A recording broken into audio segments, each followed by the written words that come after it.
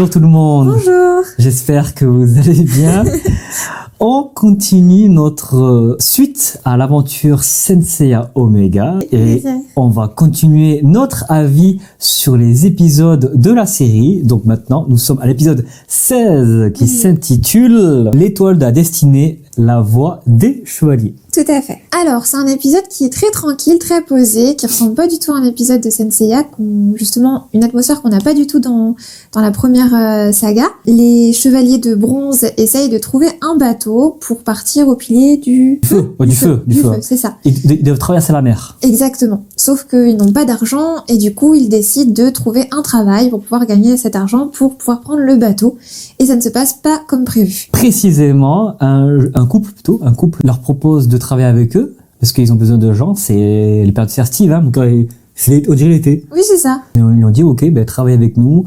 Si vous travaillez bien, on va vous prêter le bateau. Donc, nos chers chevaliers de bronze vont chacun y mettre du sien, sauf que, comme Loan l'a dit, ça ne va pas se passer comme prévu. Ça va se passer, Koga il fait tomber des assiettes, Arya aussi, Haruto il fait peur aux gens, Soma ça se passe mal, il a du mal à retenir les commandes, et Yuna elle fait désintégrer les draps. Oui, c'est ça, exactement, parce qu'elle souffle trop fort. Exactement, donc ça se passe pas comme prévu. Donc Soma a la excellente idée d'utiliser leurs éléments pour faire des spectacles. C'est ça. Au début, ça marche bien d'ailleurs. Ouais. Et les gens sont ravis. Exactement, c'est vrai. Et aussi ceux qui tiennent le restaurant se disent « Oh super, on a vraiment trouvé les meilleurs pour cet été ». Mais Soma brûle beaucoup trop les steaks, mais beaucoup trop d'épices.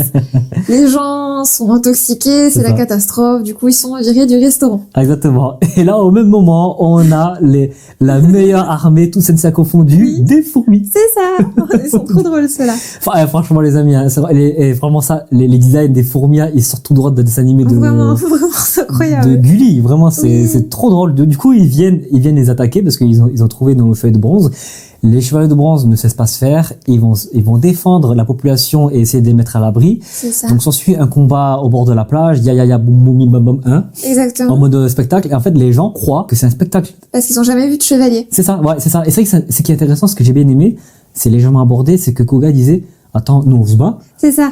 Et eux, ils savent rien de nous. C'est ça, on se bat et là on voit les gens sont tellement tranquilles. Exactement. Ils se sont en vacances, ils mangent des steaks et tout, alors que nous on est en train de se tuer au travail. Pour sauver la planète en plus. C'est ça. Donc là c'est cool que t'as la population qui voit en direct live les combats, même s'ils y croient pas, ils voient que c'est des chevaliers en train de se battre. Donc les chevaliers de bronze se battent contre les fourmis, très drôle d'ailleurs. C'est hyper drôle avec le... Ouais, c'est comme ça, ouais.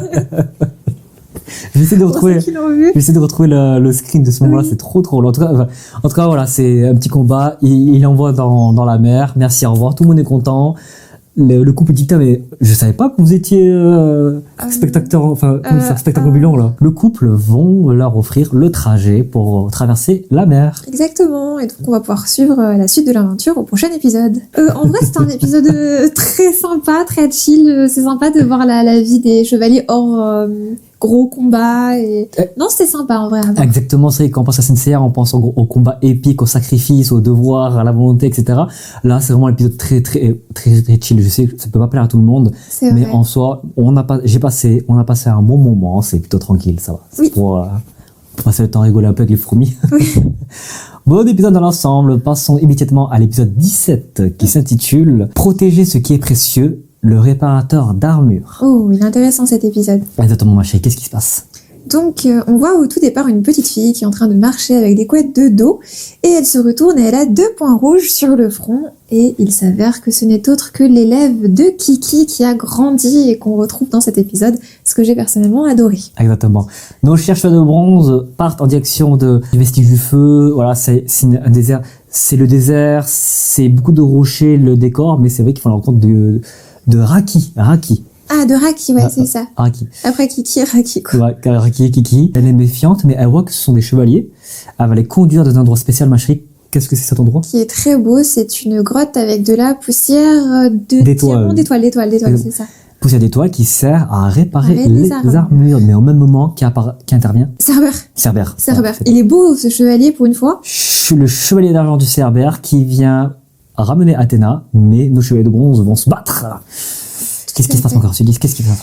Bon, pour l'instant, ils se battent dans la grotte où il y a la poussière d'étoiles. Le combat commence très bien, c'est compliqué pour les chevaliers, ils se font exploser, etc. Donc c'est un bon combat, mais la fin, franchement, m'a déçu. En plus, Cerbère se multiplie. Oui, c'est en trois. vrai, c'est vrai. Même le design et toute l'armure est très très chouette, j'ai beaucoup aimé.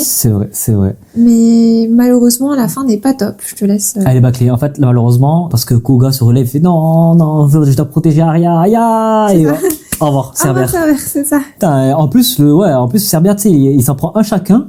Oui, c'est ça, en se dédoublant. Koga arrive à le vaincre à un seul coup. Ça, j'ai vraiment pas aimé. Le combat, c'est très dommage parce qu'il y avait du potentiel. Oui. Voilà, donc voilà, il est sauvé. Merci tout le monde est sauvé. Au revoir, merci beaucoup. J'ai pris de la poussière d'étoile. Je rentre chez mon maître. Au revoir tout le monde. C'est ça. Couture de vous toutes. Et à la fin, on voit, bien sûr, Raki avec Kiki qui est de retour et qui dit voilà, c'est ça notre. C'est ça, les futurs chevaliers de la... Oui, c'est vrai. C'est ça, regardez, les cinq petites vermines, là. C'est eux, les 5 chevaliers de l'espoir. C'est ça. Oh, je suis méchant, mais en vrai, c'est ça. Mais il est beau, en plus, Kiki, ça fait plaisir de le voir grandir et tout. Il est entre Mu et Seyar, je trouve. Il a un côté sage de Mu, mais il a un côté très gentil, très avenant, qui est plus, quand même, Mu est quand même plus sérieux et plus solitaire, voilà. Exactement, c'est vrai. C'est ça. Exactement. Bon, épisode moyen, correct, ouais, mais c'est pas ouf, quoi. C'est C'est un point faible d'Oméga de raccourcir les épisodes à la fin. C'est ça, ouais. Point faible d'Oméga, c'est vrai que c'est trop bâclé. Oui. Trop bâclé. C'est vrai que nous, on a l'habitude, dans le Sensei original, de prendre le temps de développer, de mettre de l'attention un peu, parce que, quand même, c'est du chevalier d'argent, quand même, hein. C'est pas des, à la limite, ça serait des bronzes de merde, là. Là, oui, ok. Là, en plus, c'est quand même stylé, comme chevalier d'argent. Ouais. Cerbère, quoi. Dans l'original, Cerbère, c'était quelque chose de fou, hein. Il fallait terminer le chevalier d'acier et tout, là. Enfin, tu te rappelles, non? Oui. Ouais, passons à l'épisode suivant. Let's go. Épisode 19, les amis. Le secret du pic des 5 vieillards. Ah, tiens, en parlant de chevalier d'argent. Que la volonté de Shiryu soit transmise à son fils. Oui. C'est un bel épisode. On voit donc les 5 bronzes arriver aux 5 pics et on redécouvre Shenrei et Shiryu qui lui est en position de méditation et qui... Mais il est handicapé aussi. Handicapé et comment et du coup qui ne peut communiquer que par son cosmos avec son fils. Exactement. Ce qui est quand même très beau. On voit un peu dans quel univers a grandi Ryuho. Le côté paisible, oui. Calme et paisible, et à côté, le côté très furieux de la cascade. Oui, c'est vrai t'as raison, un beau contraste entre les deux. Et tout ne va pas se passer comme prévu. Pourquoi? Parce qu'au même moment où le chevalier de bronze arrive aux 5 pics, Ryu est parti en avance pour détruire les vestiges de l'eau. Sauf qu'ils se font interpeller par roulement de tambour.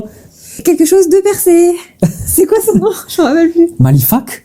Non, Mifak. Mirfak. Mirfak, merci. Mirfak.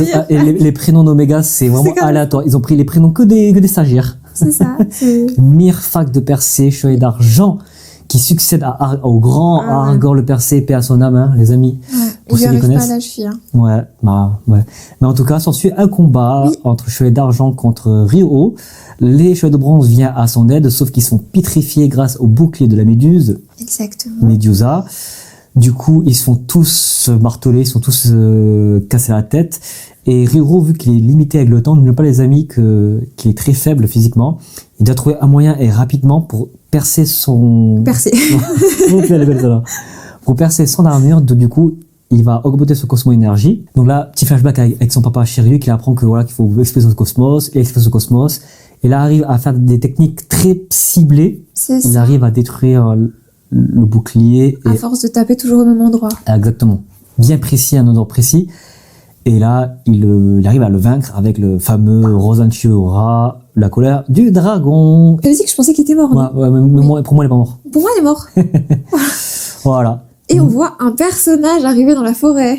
Alors là, attention les amis, parce que arrive un personnage qui fait trembler la forêt. Alors, première fois que je trouve que le design, déjà, il dégage quelque chose, ce personnage. Il y a son père qui envoie l'armure à son fils. Oui, de la balance. C'est ça. Merci. Shiryu envoie son armure de la balance à son fils. Son fils explique que l'armure de la balance contient des armes sacrées. Donc du coup, il va prendre l'épée. Oui, putain, j'ai zappé complètement ce moment. C'est pas grave. Il va prendre l'épée dorée, il va couper la cascade en deux, comme ça, pour pouvoir pénétrer dans la grotte afin que Arya et Ryo détruisent les vestiges de l'eau. Mais à ce moment-là même, il y a ce fameux personnage mystérieux avec une aura très très très lugubre, très inquiétant, je dirais. Et il vient Voler les bijoux l'armure. de la couronne. Celle-là. Il vient voler l'armure de la balance, cette enflure, Oui. ce saligo. Il part avec l'armure Mais- et il se retourne et dit que Je suis Genbu, chevalier d'or de la balance. c'est ça. Mais il s'en va parce que Shiryu l'a menacé. Il dit, oh, putain, même avec ses 5 sens, Ah oui, tu as il raison. arrive il Tu a as raison, encore tout à un fait. cosmos qui le manifeste, quoi. Oui, Et il se casse, il dit, c'est bon, je prends l'armure, j'ai ce que j'ai, on se ciao. exactement. Donc on ne sait pas pour qui il travaille, Oui. dans quel camp il est, mais là, quand on le voit comme ça, c'est inquiétant, mon cœur, pour la suite. C'est ça, moi je t'ai demandé si t'es avec Mars, mais j'ai pas eu de réponse, du coup pas de spoil. Non. On verra sur la suite. Mais c'est l'entrée de Genbu de la balance, les amis. N'oublions pas, on en parlera lui dans une prochaine fois. Et voici, les amis, pour les épisodes qu'on a regardés. Franchement, dans l'ensemble, ça va. Hein. Bon, Oui, ça se c'était- passe. Non, c'était de bons épisodes. Moi j'ai passé des bons moments dans l'ensemble. Voilà, c'est moyen plus. C'est ça, Ça passe bien le temps, en vrai. exactement. Merci à vous d'avoir regardé la vidéo, les amis. Merci de suivre notre aventure Sensei Omega. N'hésitez pas à me dire votre avis dans les commentaires. N'hésitez pas à me dire que vous détestez aussi, on kiffe Oui, c'est lire vrai, ça. c'est vrai. Que vous détestez. Donnez vos vrais avis sincères. Exactement. Et on se retrouve la prochaine fois pour continuer notre aventure avec les chevaliers de bronze. Oui, prenez soin de vous. Ciao, ciao tout le monde.